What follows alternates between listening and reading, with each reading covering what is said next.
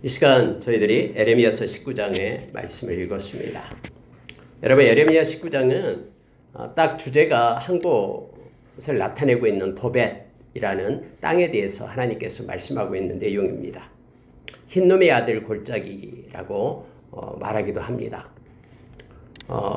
여러분, 여기에서 어떤 일이 있었냐면은 하나님께서 그토록 싫어하고 가증스럽게 여기는 그런 우상 숭배의 장소가 바로 이 흰놈의 골짜기였습니다. 특히 여러분, 자기의 자식을 갖다가 번제로 불에 태워서 신에게 바치는 그러한 일이 이곳에서 있었고요. 또 하나님께서는 이 더럽혀진 이 땅에 대해서 하나님께서는 에레미야를 통해서 그곳에 있는 많은 사람들에게 그렇게 전하게끔 외치게끔 그렇게 합니다. 바로 이곳뿐만 아니라 모든 예루살렘 성, 유다 땅이 바로 도벳의 골짜기, 도벳처럼 될 것이다 라는 그러한 강력한 메시지를 하나님께서는 에레미야를 통해서 전파하게끔 그렇게 합니다. 특히 여러분, 하나님께서 이미 18장에서도 나와 있습니다마는 토기장이 집에 가서 구하라 라고 오늘 새벽에 말씀을 나눴었죠. 토기장이는 막 농로에서 어떤 그릇을 만들다가 이 진흙이 터져요. 그러면은 토기장이가 그 진흙을 다시 뭉쳐서 손에 들고 다른 그릇을 만드는 모습을 에레미야로 하여금 보게끔 그렇게 했잖아요.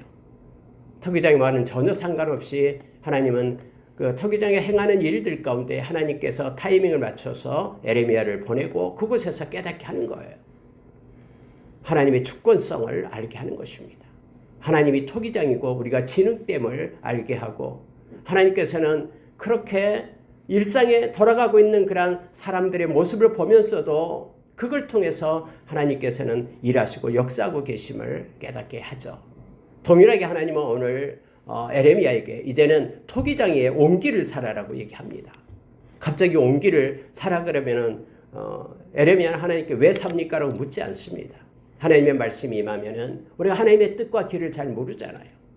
우리의 한정된 지식과 우리의 경험으로는 막 궁금해요. 그럼에도 불구하고 그렇지 않았으면 좋겠다는 생각도 들지만은, 그러나 하나님이 명령하면 명령하는 대로 그대로 순종을 합니다. 이게 바로 행위애언이라는 것입니다. 하나님은 온기를 사가지고 백성의 어른들과 제사장의 어른들 몇 사람과 함께 내려가라라는 게, 어디로 가냐 그러면은 내가 지시하는 곳으로 가라. 그게 바로 이 흰놈의 아들의 골짜기라는 곳이에요. 예루살렘 남쪽으로 남쪽으로 조금 떨어져 있는 그 골짜기죠. 그곳에서는 우리가 잘 아는 그 유명한 도벳 사당이 있어요. 이 도벳 사당이 있는 곳, 인신 제사를 드리는 곳이 바로 이 도벳 사당이었거든요. 그곳으로 가라라고 말합니다. 그래서 흰놈의 골짜기 또는 흰놈의 아들의 골짜기 또는 도벳, 이렇게 불러지는 곳입니다. 하나님의 명령을 받고 예레미야는 순종하며 갑니다. 2절에 보니까는 그렇게 말해요. 가서 거기에서 내가 이른 말을 선포하여. 여러분, 하나님의 말씀은요, 그곳에 가야지만이 그곳에서 하나님의 말씀을 주어지는 거예요. 미리 에레미야에게 너 그곳에 가서 이 말을 외쳐라 라고 말하지 않습니다. 너는 그곳에 가면은 내가 그때에 너에게 나의 말을 주겠다라고 말씀하신 거예요. 그래, 우리가 순종하면서 한 발짝으로 움직이면은 또 하나님은 그때에 우리에게 삶을 이끌고 인도하며 가는 것이에요. 전체가 아니라 내비게이션처럼 우리의 인생의 길을 우리가 그때그때마다 이끌고 인도하시는 거예요. 그래서 앞길이 보이지 않더라도 우리는 두려워하면서 불안해할 필요 없습니다. 모든 인생의 길을 정하시고 크고 작은 일들을 놓으신 우리의 주권자 되시는, 토기장이 되시는 그 하나님을 우리가 의지하며 나가기를 원합니다. 에레미야는 이걸 너무나 잘 알았기 때문에 그냥 시키는 대로 온기 하나 들고 사람들 불러서 같이 내려가는 거예요. 도벳에 이르니까 하나님이 그때 거기에서 하나님이 에레미야 입에 하나님의 말씀을 주는 것입니다. 내게 이런 말을 선포하여 말하기를 이렇게 말하라라는 거예요.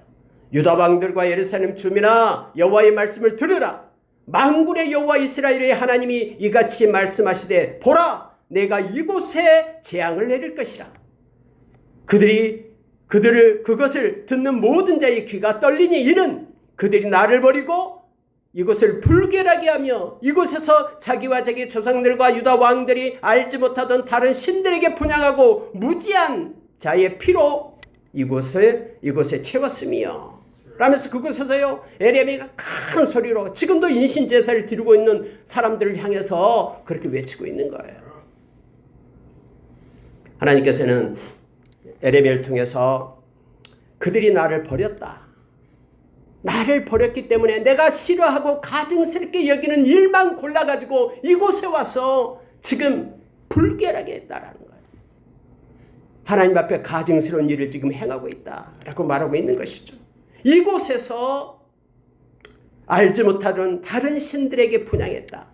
그러면서 여러분요 무지한 자의 피로 이곳에 채웠다라고 말합니다. 여러분 무지한 자의 피가 누굽니까?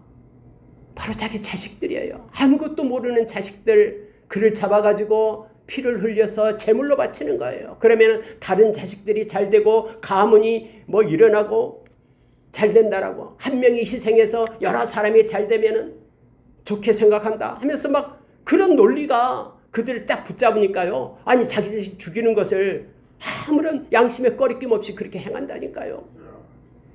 그때 당시에는 여러분 또 특히 어린아이들이 많이 죽잖아요. 그러니까 이 어린아이 생명을 우습게 여기는 거예요.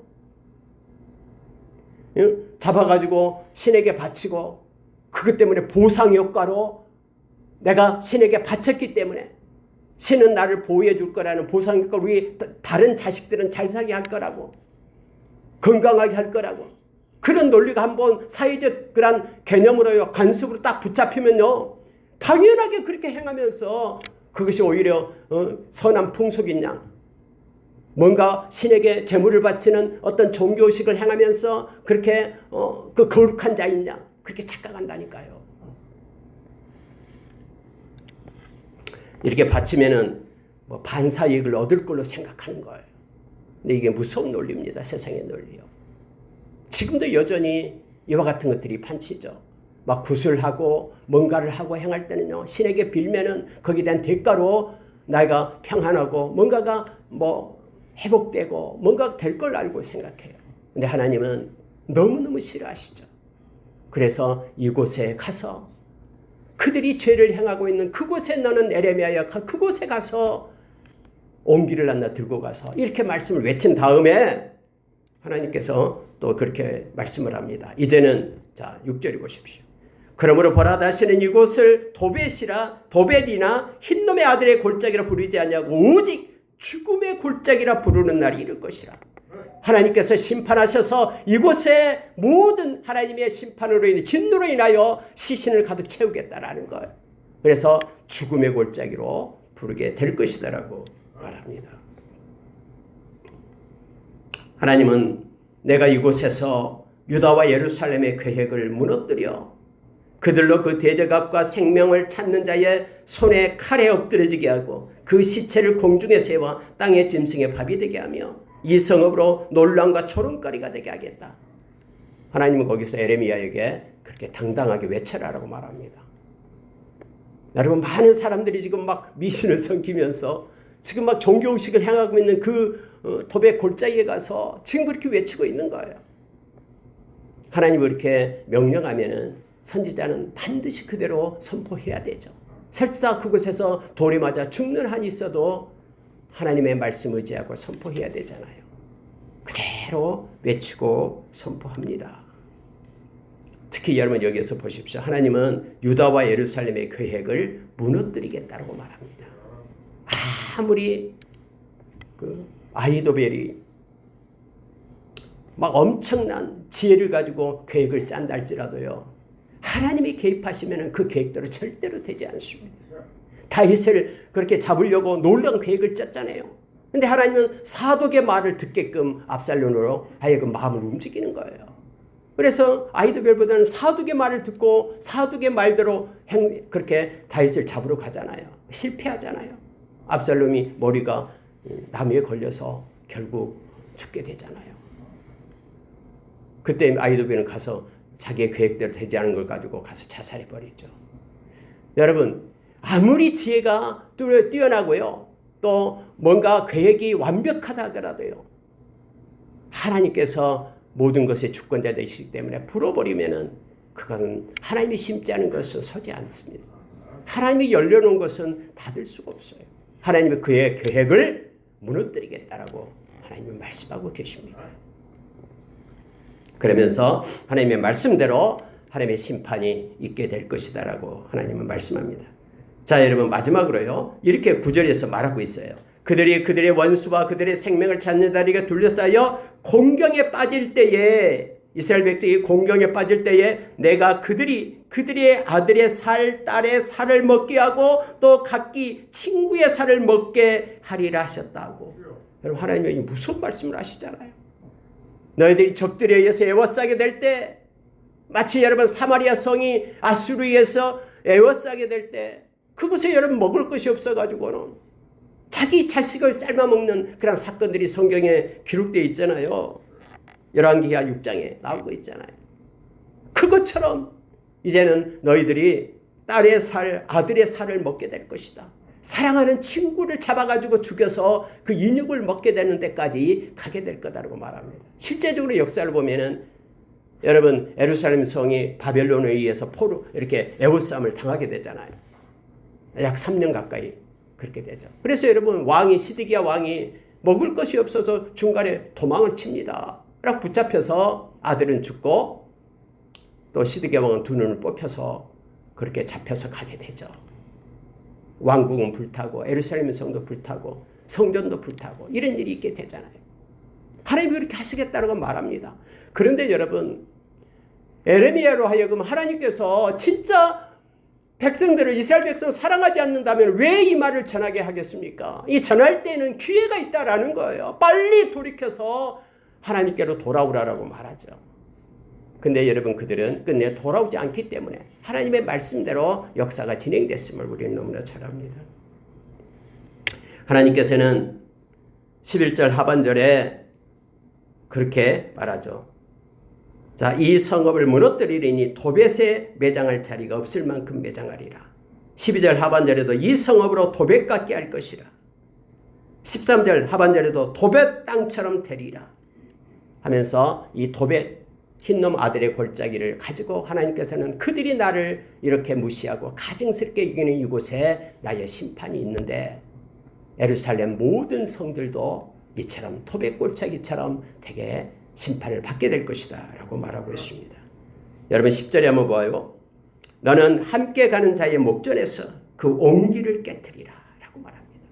가지고 갔던 옹기를 언제 깨트리냐면은 이렇게 말씀을 다 전하고 나서 옹기를 함께 갔던 사람들, 백성의 어른들, 제사장의 어른들 몇 사람 같이 갔잖아요. 그러면서 옹기를 갖다 거기서 와창창 깨트리게끔 하는 거예요. 그러면서 행위 예언을 하게끔 그렇게 합니다. 그때 당시에는 여러분 이 고대 사회는 이처럼 행위 예언을 많이 합니다. 그러니까 여러분 다음에 나오는 선지자들이 다 그랬잖아요. 이사야는 벌거벗고 다니게끔 했고요. 에스겔은 왼쪽으로 누워가지고 인분에 부어서 인분에 떡을 구워서 먹게끔 그렇게 했잖아요. 막 이런 행위권을 하는 거예요. 여기서도 즉시 행위 예언을 하는 거예요. 행위권이 행위 예언을 하면서 와창창 깨트리는 게 뭐냐면은 이 조각이 다시 붙어지지 못한 것처럼 하나님께서 진짜 심판하겠다라는 것을 나타내고 있습니다. 실물로 예언하는 행위, 그때 당시는 보편적인 그러한 내용이었습니다. 그래 선지자들의 모습이었습니다. 예루살렘의 멸망을 뜻하는 것으로 에레미야는 이렇게 했죠. 여러분 이것 때문에요. 에레미야가 이제 두들겨 맞습니다. 그게 바로 20장에 나와요. 성전 지키는 자였던 이 바수홀이 와서 잡아가요. 라고 에레미야를 때립니다. 옥에 가둡니다. 이 행위 예언을 했기 때문에요. 오늘 말씀 마치겠습니다. 오늘은 좀 짧게 말씀을 나누겠습니다. 여러분 15절 보시기 바랍니다.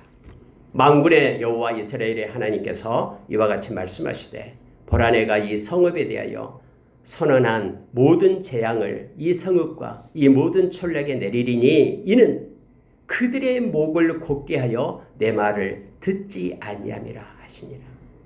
여러분 왜 성읍이 이 도벳의 골짜기가 됩니까? 왜 이 옹기처럼 다 조각조각 깨지면서 멸망의 때가 옵니까?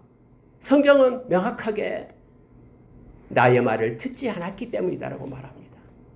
그렇게 돌아와라라고, 말씀을 믿어라라고. 그렇게 에레미야 선지자, 수많은, 그러니까 에레미야 선지자 또 다른 선지자들 보냈지만은 그들은 오히려 거짓 선지자의 말을 듣고 평안하다, 안전하다, 절대로 망하지 않는다라는 것에 속아서 그렇게 행하죠. 하나님께서는 우리의 외면적인 모습보다도 마음의 가죽을 베고 마음이 하나님께 속한 자가 되고 귀가 할례를 받아서 하나님의 말씀을 듣기를 너무너무 원하시죠. 오늘 하나님께서는 이는 이런 표현을 써서 그들의 목을 곧게 하여, 이 목을 곧게 한다라는 것은 순종하지 않는다라는 뜻입니다. 순종하지 않고 목을 곧게 한다. 하나님을 무시하고 하나님의 계획과 하나님의 길은 버리고 자기의 계획을, 자기의 뜻을 고집하면서 가는 것을 얘기합니다. 그래서 목을 곧게 하여 내 말을 듣지 않았다라고 말하고 있습니다. 여러분, 구약에는 청종이라는 단어가 한 단어라는 것을 우리가 알죠. 청은 우리가 듣는 것이고 종은 순종하는 것입니다. 반드시 귀가 할례를 받아 귀가 하나님께 속했으면 하나님의 말씀을 듣고 그 말씀을 마음에 담아야 됩니다. 그리고 마음에 있는 말씀을 우리가 손끝과 발끝에서 해석된다라는 것은 순종의 삶을 산다라는 걸 말합니다. 그래서 성경의 구약에서는 계속해서 말씀하고 있는 것이 그냥 형식적이고 생명 없는 종교의식 행하지 말라라고 말하면서 먼저 마음이 하나님의 말씀을 담고 온전함과 진실함으로 하나님께 예배자로 설 것을 말하고, 그리고 삶이 살아계신 하나님의 계심을 알면서 공의와 정의가 있는 정직한 삶을 살아갈 것을 우리에게 요청해주고 있는 것이죠. 모든 선지자의 내용이 바로 이 두 가지입니다. 마음이 하나님께 속한 마음이 되라. 그래서 진실하게 하나님 앞에 서라. 또 하나는 삶이 하나님의 살아계신 하나님을 믿는 거짓, 속이는 삶이 아니라 정직한 삶을 살아라. 이게 바로 선지서의 내용입니다. 그래서 미가서 6장 8절에서는 하나님이 원하시는 것은 우리가 이 땅에서 정의를 행하고 인자를 사랑하고 겸손하여 하나님과 동행하는 것이 아니냐라고 우리에게 말씀합니다. 말씀 마치겠습니다. 사람은 마음에 하나님 두기를 싫어하면은 우리의 삶 가운데 이 흰놈 골짜기처럼, 이 도벳의 골짜기처럼 그렇게 자기가 만들어낸 그런 모조품 하나님을 따라서 가게 됩니다. 그러나 마음에 하나님을 두고 하나님을 둔 사람은 하나님의 말씀을 순종하기를 기뻐합니다. 그래서 하나님의 말씀을 따라가는 삶을 살아야 됨을 깨닫게 합니다. 여러분, 다른 모든 사람들이 말씀이 아닌 길을 간다 할지라도 에레미야처럼 내가 절대로 목자의 일을 놓지 않겠습니다. 아무리 나를 때리고 친구가 한 명도 없고 외롭다 해도 하나님, 저는 하나님께 속해서 하나님께서 말씀하신 것 그대로 선포하는 목자의 삶을 살겠습니다라고 고백했듯이 오늘날 이 시대에도 저와 여러분이 깨끗한 마음을 부르는 자들과 함께 동행하기를 원합니다. 디모데후서 2장 20절의 말씀처럼요. 그래서 하나님의 의와 믿음과 사랑, 화평을 쫓는 자로 우리가 서기를 원합니다. 하나님은 거룩한 백성들로 함께 동역자와 또 함께하는 그러한 예배의 그러한 그 쉰둘러스, 함께하는 종들로 우리를 함께 세울 것입니다. 그리고 우리의 남은 생에 하나님의 영광을 위하여 살아가는 우리가 되기를 원합니다. 하나님의 말씀이 우리의 마음 가운데 깊이 뿌리를 내리고 또 하나님을 향한 그런 경외함이 더해지기를 예수의 이름으로 축원합니다. 기도하겠습니다.